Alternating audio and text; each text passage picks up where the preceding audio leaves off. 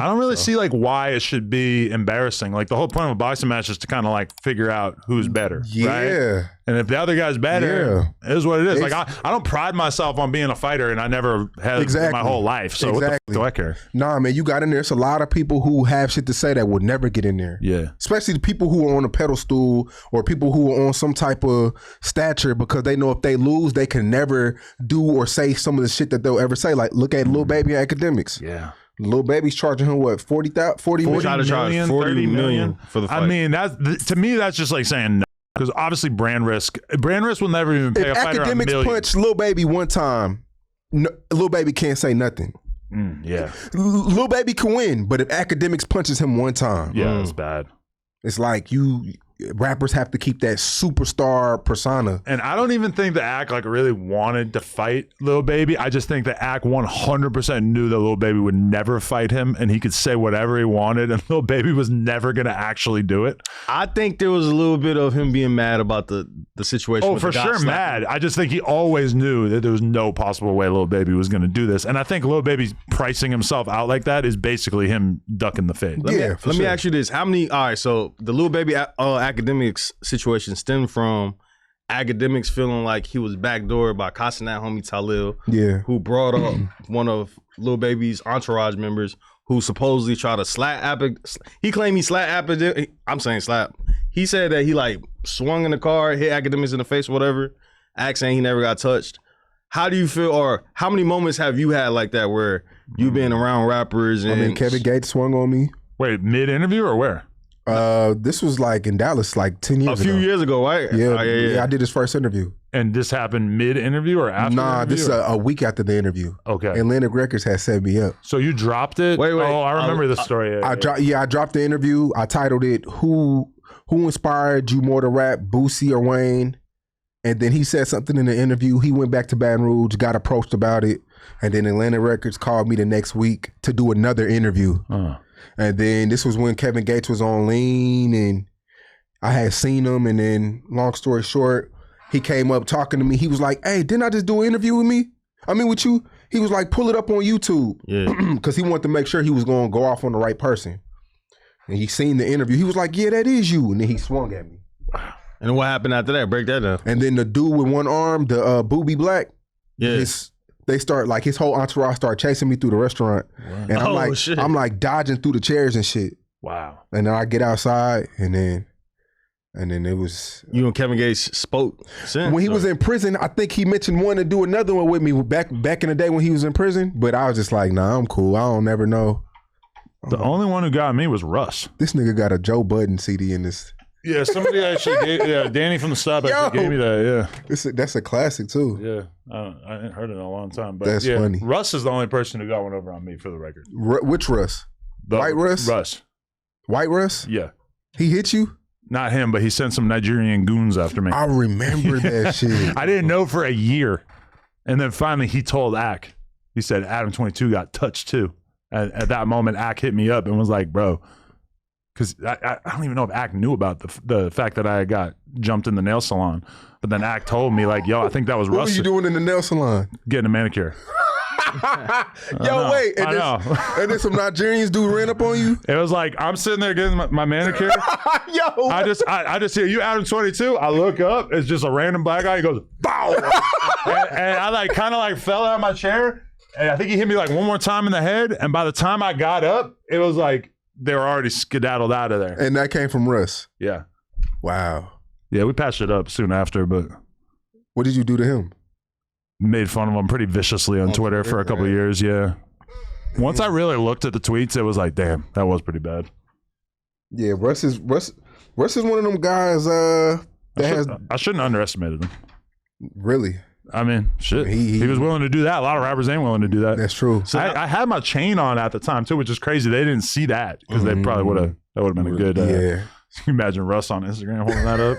That would have been crazy. Russ had the chain. So you ain't really had too many just altercations besides the Kevin Gates.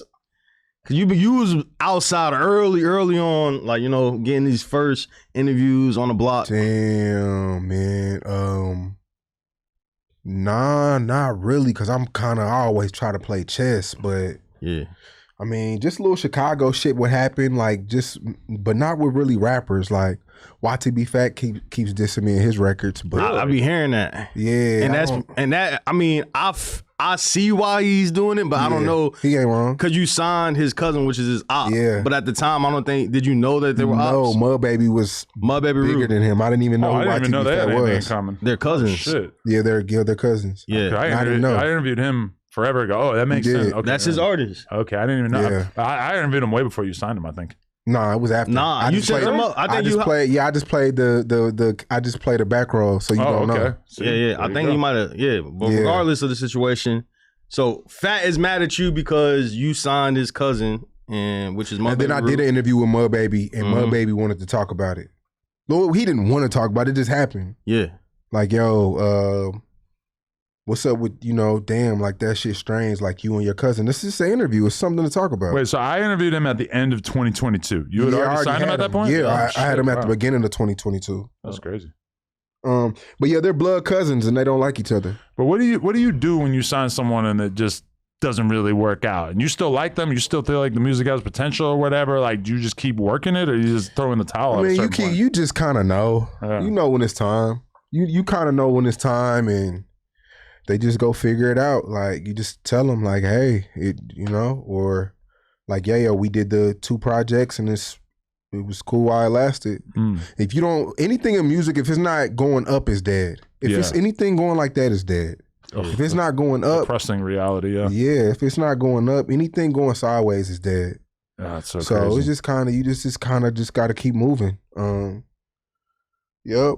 It's crazy to think about in the 90s and shit, just how much of a runway labels were willing to give artists for, and they still dumped them really fast, but they were willing to dump a lot of money and spend quite a bit of time. Yeah, labels aren't spending anything. I mean, TikTok campaigns and blog posts, but outside of that, and then hanging mic shit, but they're not really developing the artists anymore. Yeah. And you can develop the artists and you could spend millions on an artist and do all this stuff, but if the fans don't really care, it's like, they just don't care. Yeah, that's why I always say it comes from outside. Like, people got to start going outside again. Like, I'll sign an artist and tell them to go to the club and promote their music, and they look at me like they just don't get it. Like, go to the club, bro. Build a relationship with the DJ, because that shit still matters. Yeah. That's how like New Dallas and all them blew up. D-Baby. Yeah. Going to the club, bro, spending that shit every night. Especially if you got that market where people rotate in and out of. Yeah, but people don't want to go outside. Everybody wants to pay for a post. They want to be on academics, no jumper, say cheese, but they don't want to get them the foundation, build the foundation and touch the people. You have to touch the people, bro. How important is the Say Cheese Instagram to your business? Man, it's so important. It's so important, bro. Like, because even between me and you, I send you $1,000 a month, so I could just thousands with an S. Yeah, thousands between me and you, so I can just imagine what the labels are sending you. Man, and the labels need to do better with their content. God damn, the labels are terrible with what the narrations, yeah. And they just don't, the labels just don't understand how to package the artist, bro, and how to build a story with the artist, bro. People want to be entertained. Like, the music is cool, but you just can't keep plastering your music and spamming your music online. It don't work like that. But to answer your question, the Instagram is everything. We have over 120 fake pages on Instagram, I've seen that. Like, if anybody knows somebody, a Facebook rep, a Meta rep, let me know. I will pay you. Like, I need a rep. I need somebody to look over. Yeah, how many fake pages y'all got? There's only one that comes to mind. We got one like big one that y'all don't know any Facebook reps? I have never been able to get rid of that page. So remember, our page was gone for the longest. Yeah, we had no page for like 6 months. Y'all still use the backup page? It's currently sitting dormant, I believe. Yeah, you still use it sometimes. But I was thinking about using it to, like, because I know, like, with Ak, he has the main page and then he has the second page, and the second page is he kind of chose to focus more on streamers, which is its own world, like all those clips. But then it is weird posting the streamers too, because you're like, am I just a Clipper account doing it for free? Yeah, because all these other Clippers are getting paid. So how much are streamers making?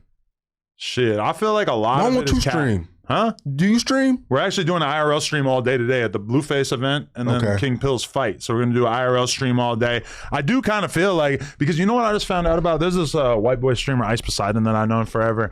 And he gets $1,500 an hour from Kick to do IRL streams. And he has about 5,000. I mean, the No Jumper show we do every Tuesday, that'll have 5, 6, 7,000 viewers. And we are making a lot less than $1,500 an hour, like dramatically less. So when I heard that he's making 10 bands a day, just walking around in a city, hanging out on IRL stream, I was like, I mean, shit, that sounds pretty good to me. So Kick is paying him, or he's getting paid the subscribers? No subscribers. The subscriber shit is a completely different thing. He's just getting that from Kick. They have a program where you get X amount of dollars per hour based on how many average viewers you have. And that's kind of crazy too, because Kick doesn't have ads. They don't yet. have ads on there. So they're just dumping money into it, I guess, to build the platform. If you enjoyed that clip, make sure you become a member for only $5 a month. It really helps support us, and it also gives you early access to all of our content. Let's go.